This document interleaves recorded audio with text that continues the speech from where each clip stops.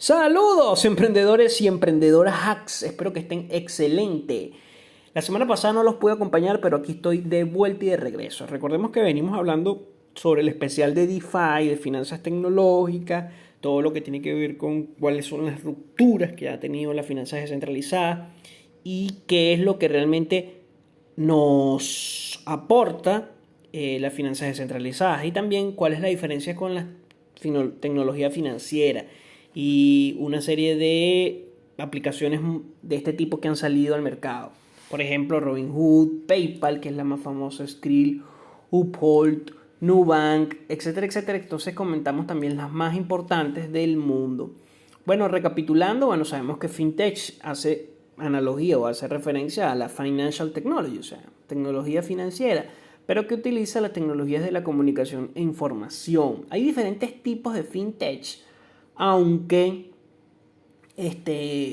digamos que hay muchos portales o muchas, digamos que mucha información acerca de que realmente cuál es la diferencia entre el fintech y las criptomonedas o etcétera, etcétera. Pero bueno, se puede decir que todo lo que tenga que ver con la tecnología y finanzas está dentro del ámbito de la fintech, pero cuando hablamos de criptomonedas podríamos referirnos más a unas finanzas descentralizadas en cadenas de bloque y bueno, también a tecnología financiera.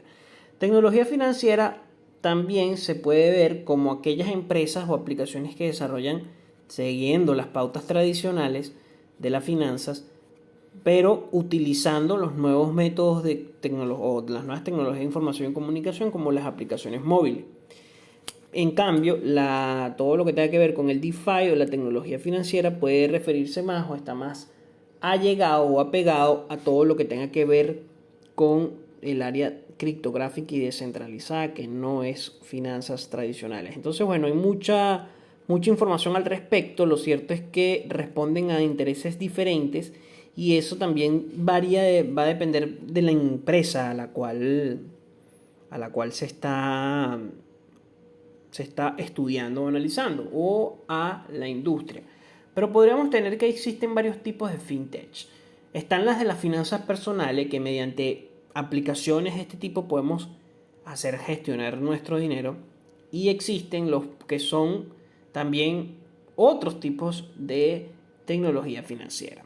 Recuerda que vengo hablando de esto desde el DeFi y la tecnología financiera desde ya son 4 episodios, este vendría siendo el quinto, así que te recomiendo que vayas a esos podcasts.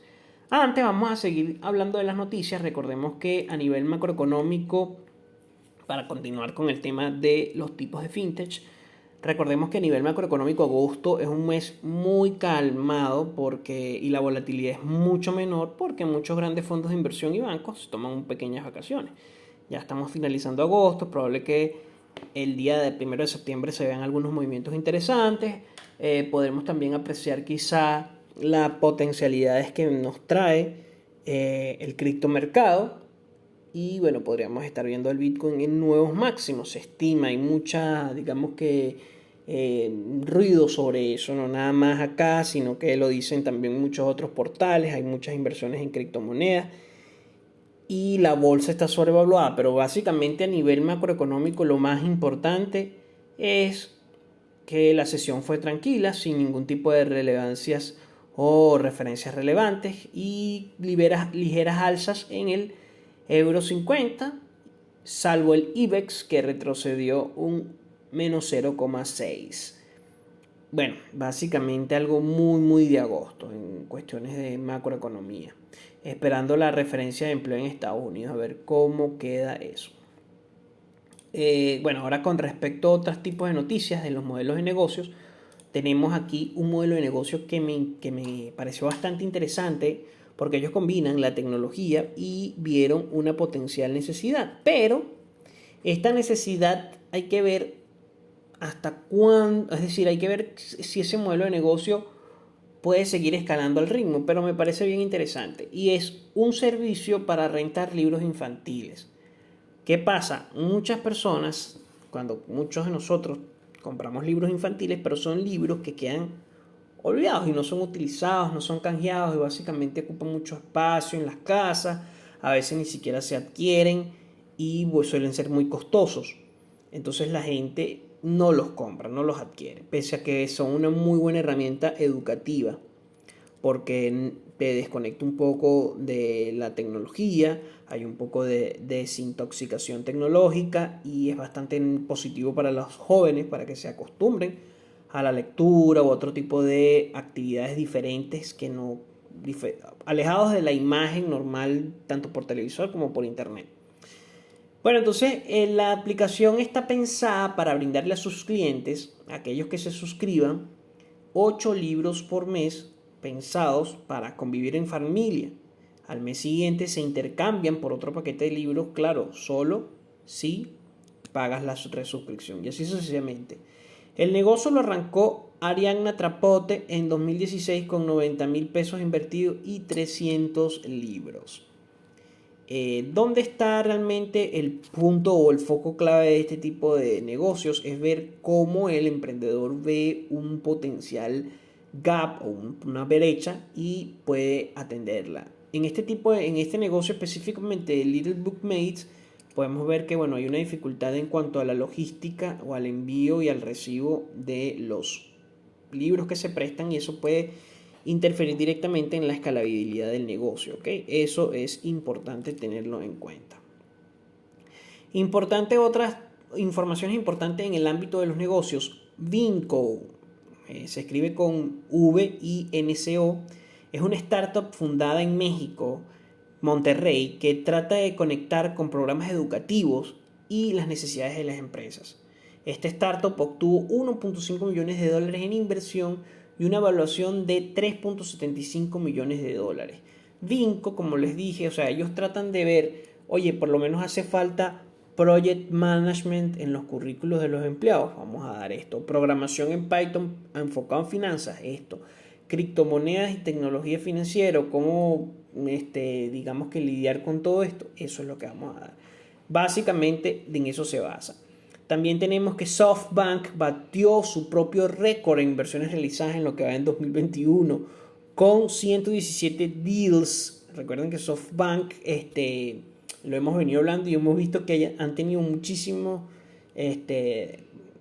digamos que rondas de inversión, y bueno, han conseguido 117 deals, acuerdos que se comparan con 63 a lo largo de todo 2020 y 66 del año anterior, es decir, muy bueno para SoftBank. Recuerden que SoftBank es una empresa que tiene una forma diferente de enfocar a los negocios. Básicamente se enfoca principalmente en Venture Capitalist y es una empresa de origen japonés de telecomunicaciones e internet que opera con banda ancha, pero también ha tenido se ha abierto a nuevas otras propio de los nipones, de los japoneses, que se abren a grandes corporaciones o otros puntos como por lo menos servicios tecnológicos, finanzas, internet, comercio electrónico, marketing y otras unidades de negocios. Entonces, bueno, interesante.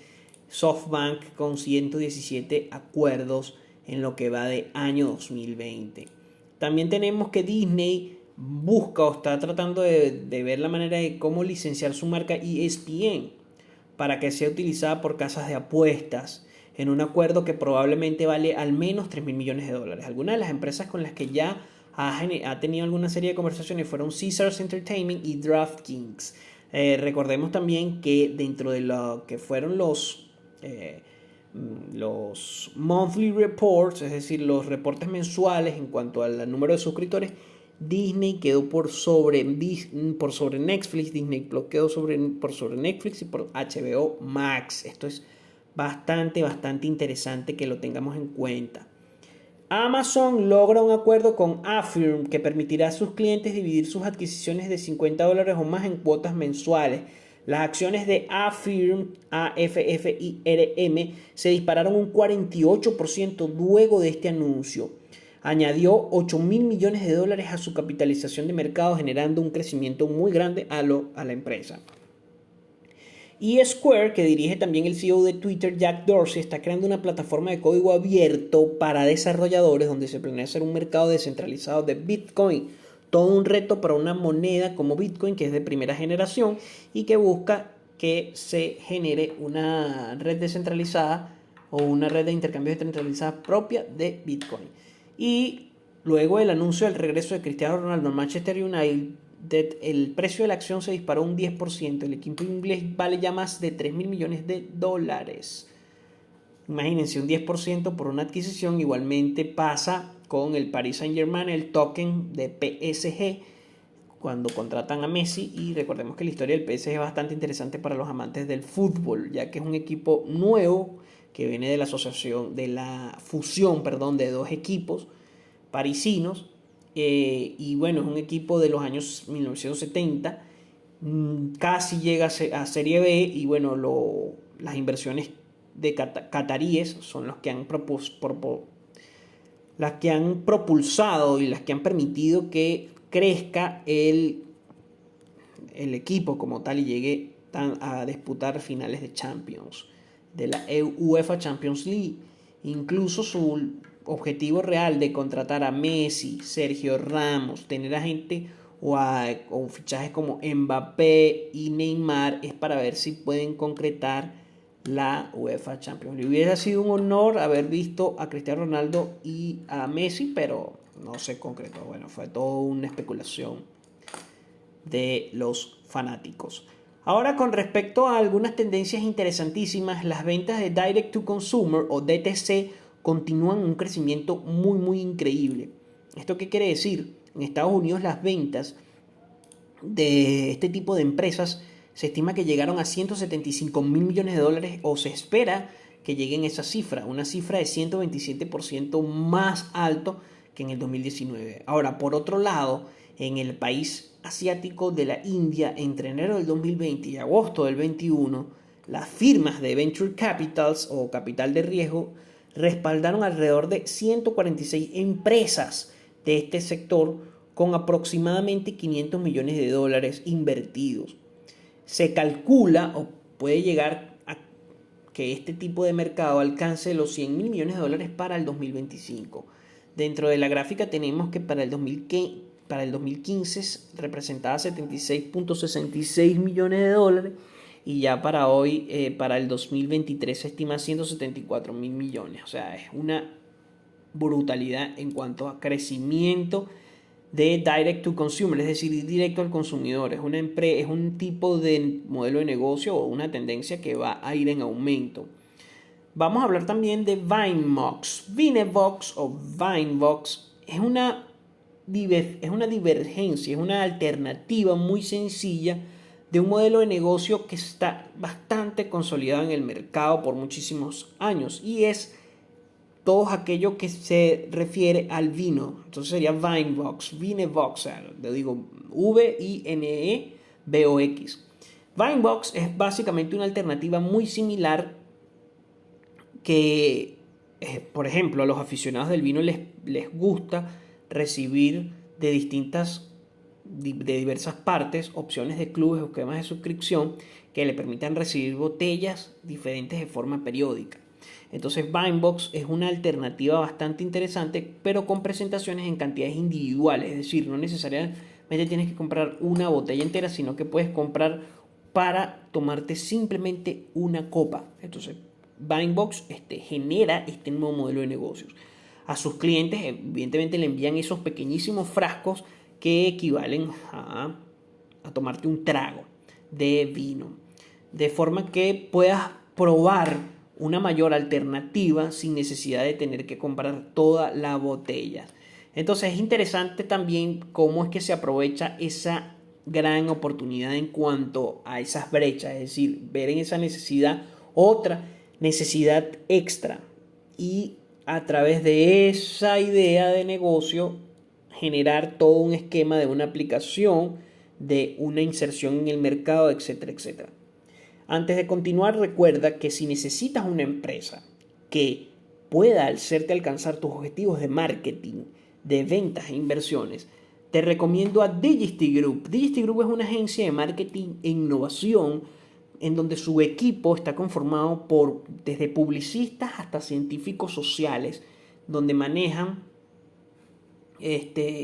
toda una serie de datos para llevar o para hacer una mejor campaña de marketing, de mercadeo, de ventas e incluso asesorías de negocios. Así que visita su página web que está por relanzarse, digistygroup.com, y consulta sus paquetes de servicios. Tienen una promoción muy irresistible de un paquete básico de inicio. Así que si me escuchas en Perú, Venezuela, España, Estados Unidos, México, y necesitas o tienes una necesidad de marketing para tu empresa, para tu negocio, DJT Group es la solución. Son un equipo bastante bueno. Ahora, Nubank, el neobanco brasileño, que es dentro de, y aquí con esto saltamos de una vez, vamos a terminar aquí unas par de cosas, saltamos de una vez a la parte de la fintech para que no se haga tan largo. Igualmente lo de fintech es bastante breve porque ya hemos tocado muchísimo en otros podcasts. Bueno, Nubank, el neobanco o el banco nuevo brasileño, espera alcanzar nuevos números sumamente interesantes en su oferta pública inicial, ya que esta empresa, este startup unicornio, busca obtener entre 3.000 y 5.000 millones de dólares en una ronda de inversión que evalúa la empresa en más de 75.000 millones de dólares. O sea que estos emprendedores están en su mejor momento. Ahora, esta empresa es muy interesante para el mercado de tecnología en general, para el sector, porque es una colaboración entre Facebook y Microsoft para impartir capacitaciones en la materia de productividad tecnológica de mercadotecnia digital a emprendedores de pequeñas y medianas empresas, a emprendedores y pequeñas y medianas empresas únicamente en México, y buscan llegar a la cantidad de 28 millones de personas. Y Axel Springer de la editorial Springer, que hay muchísimos textos científicos principales, son alemanes, está buscando una, ya generó una compra, o sea, adquirió a Político o acordó comprar Político con sede en Washington DC por más de $1.000 millones. Y para cerrar, Forbes saldrá a bolsa a través de una SPAC valuando la empresa en $630 millones. Así que recordemos que las oportunidades están allí, las ideas de negocio están siempre allí latentes, pero es muy difícil a veces llevar de una idea de negocio a la práctica.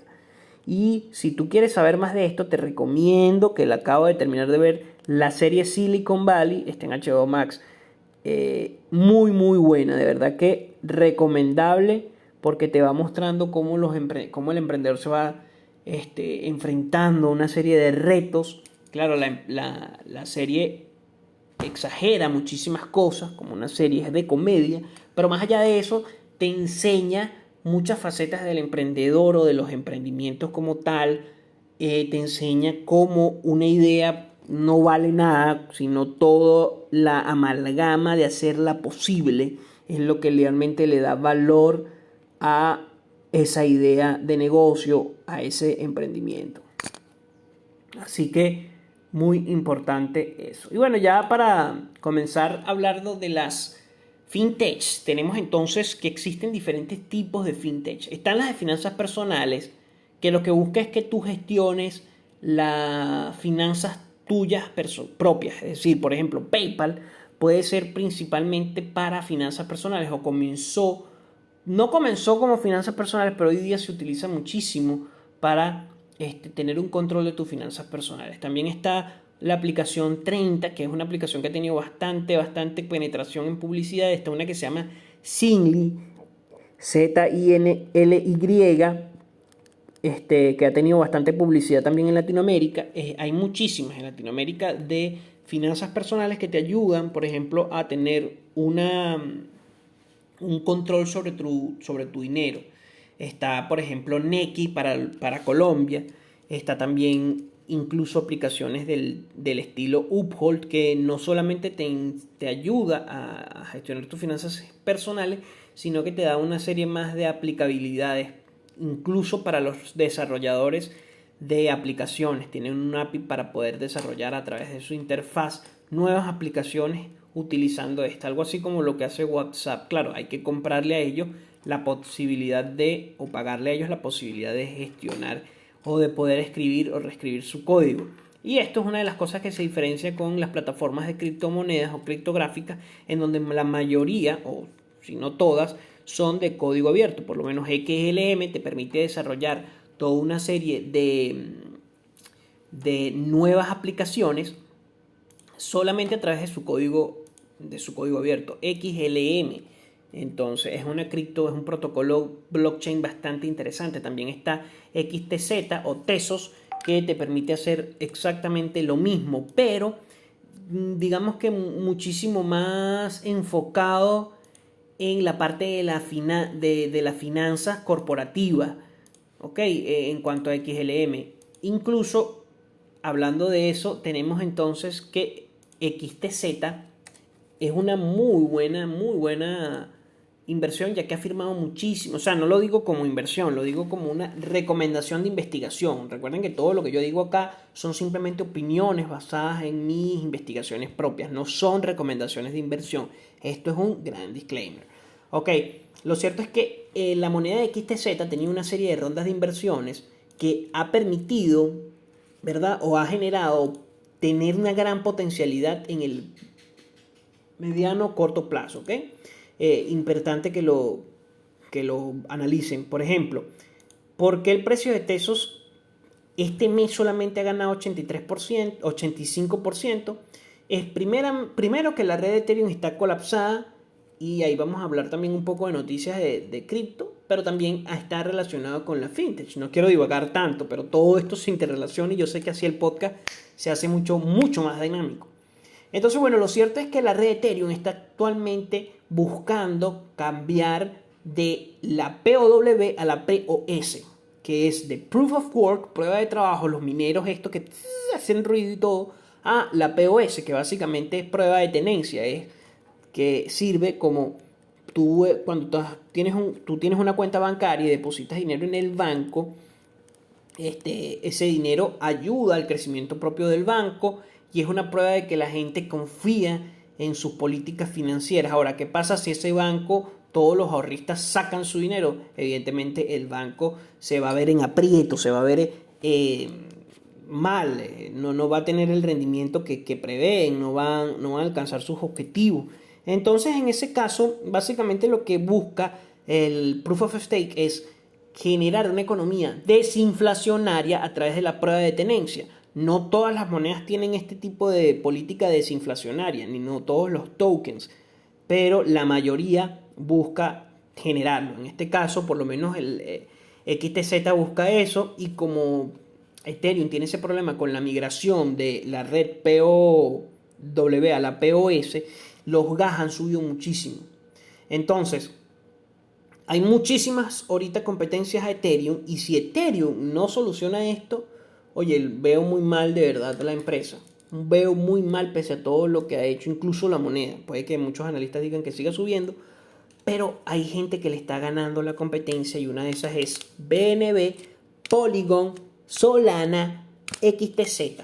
Entonces, es un proyecto que ha ido en aumento en los últimos meses. Es una red de blockchain de participación, Proof of Staking, que básicamente está diseñada para evolucionar con el tiempo sin la necesidad de una bifurcación dura como de Proof of Work a POS. Entonces, la razón principal de este es, primero, la séptima actualización de Tesos Granada ya está disponible. Hubo un consenso ENMI reduciendo los tiempos de bloqueo en un 50%. Hay mejoras de gas de la comisión, reduciendo muchísimo el consumo de fees en contratos inteligentes, y hay la generación de liquidez, apalancamiento del mecanismo de gobernanza e incentivo para proporcionar bienes públicos. Según el equipo incluso de Tesos, algunas de las mejoras de esta actualización reciente incluyen una reducción del tiempo de bloqueo de activos de 60 a 30 segundos, una reducción en el consumo de gas y evidentemente una mejora en la capacidad propia de la red. Y además hay una adopción en el mundo real impulsada por grandes bancos. Entonces, una de las cosas que ayudó a aumentar el precio de este criptoactivo es la adopción que tiene Tesos o que ha tenido Tesos por parte de firmas de activos digitales como Crypto Finance AG y el banco suizo de transacciones interempresariales, Incor. Ambos planean lanzar una nueva herramienta de tokenización en la red. Entonces, todas estas digamos que grandes sumas de capitales que han ingresado. Voy a tomar un poco de agua, gracias. Todas estas grandes sumas de capital que han ingresado a la red han permitido que esta moneda suba y es muy probable que continúe subiendo. Bueno, entonces están estas plataformas como Tezos, que es open source, y hay estas otras plataformas que no son open source, como Uphold, por ejemplo. También tenemos a Nubank, que no es open source. Y hablando entonces de los tipos de fintech, tenemos a otros de pagos electrónicos. PayPal nació como algo de pagos electrónicos. Y entonces hay plataformas que básicamente permiten adquirir y pagar un producto o servicio de manera fácil y segura a través de una entidad financiera autorizada. Mucho en su primer momento también esto lo hacía Stripe. Hoy día incluso se puede decir que Skrill es una plataforma de pagos electrónicos especializada en todo lo que tenga que ver con juegos de azar, incluso con muchos brokers de Forex. Esto permite que estas empresas tengan un procesamiento de pago regulado. Su uso ha sido determinante en sectores importantes de la tecnología, como por ejemplo e-commerce. Está por ejemplo la pasarela de pago de WooCommerce o la misma PayPal o Stripe, o incluso la pasarela de pago Shopify, que han sido, digamos que, protocolos de programación de este tipo de tecnología financiera que han permitido grandes cambios en la usabilidad propia de estas plataformas. Tenemos el crowdfunding, que es un sistema online que permite captar fondos para diferentes tipos de proyectos. Dentro de las plataformas crowdfunding más interesantes están Kickstarter, está también una que se llama, no recuerdo ahorita, pero hay una que también incluso me gusta más que Kickstarter, pero lo interesante es el posicionamiento de la marca.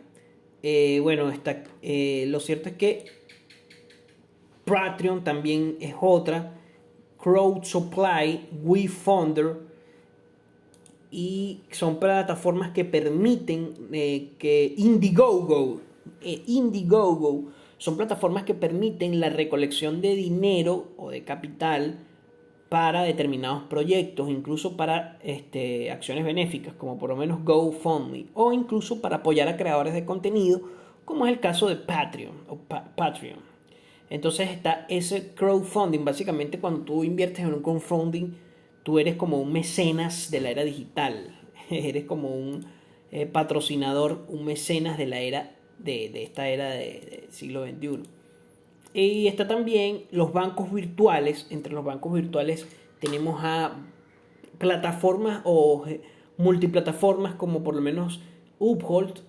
Está también todo lo que tenga que ver con Nubank, y son bancos virtuales. Están los intentos de Skrill de migrar de Moneybokers, que era nada más para procesar pagos en portales de gambling, a un banco virtual. Y también está el socio de Skrill, que es Neteller, que es un banco virtual propiamente dicho. Entonces los bancos virtuales buscan hacer todo lo que la banca tradicional hace, pero a través de la tecnología, es decir, sin necesidad de tú ir al sitio, al banco, llenar una serie de papeles, sino más fácil a través del número telefónico, por ejemplo, incluso hacer alianzas con procesadores de pago como PayPal o otras aplicaciones. Entonces, existen muchísimos. Bueno, Nubank, está también Chime, que es el banco americano 100% digital, fundado en San Francisco en el 2013. Está N26, que es un banco digital alemán que se fundó en el 2013 también, y que hubo un momento en que muchos youtubers y muchas personas empezaron a recomendarlo a nivel global.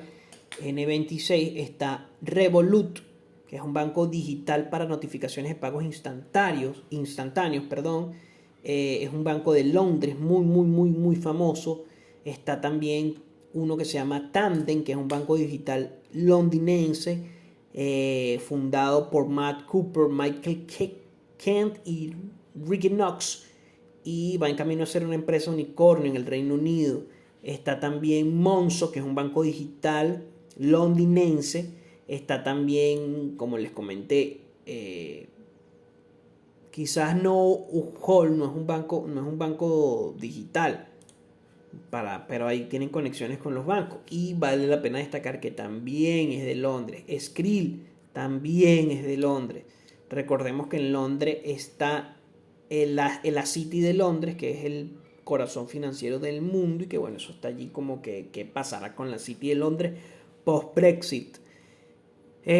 Bueno, dentro de otros bancos digitales tenemos a digamos que TransferWise, y uno que se llama EvoBank, OpenBank, y las filiales propias. Y no puedo olvidarme de Pioneer. Pioneer no es un banco directamente, es una fintech total, portal de pagos online y gestor. O sea, la fintech, lo interesante de esto es que han ido como evolucionando y se han convertido en multiplataformas. Y también, bueno, en donde estas plataformas también te permiten gestionar tus fondos, hacer cobranzas, pasarelas de pago, etcétera, etcétera. Y lo más interesante de todo, inversiones también. Puedes comprar criptomonedas, algunas te permiten comprar cierto tipo de acciones. Bueno, muchísimas cosas como tal. Pioneer es interesante porque no es un banco directamente, es una fintech y portal de pago que tiene varias cuentas internacionales mediante alianzas con instituciones como por lo menos First Century Bank de Estados Unidos, Wirecard Bank de la Eurozona y Barclays Bank de Reino Unido. Lo mismo sucede con TransferWise.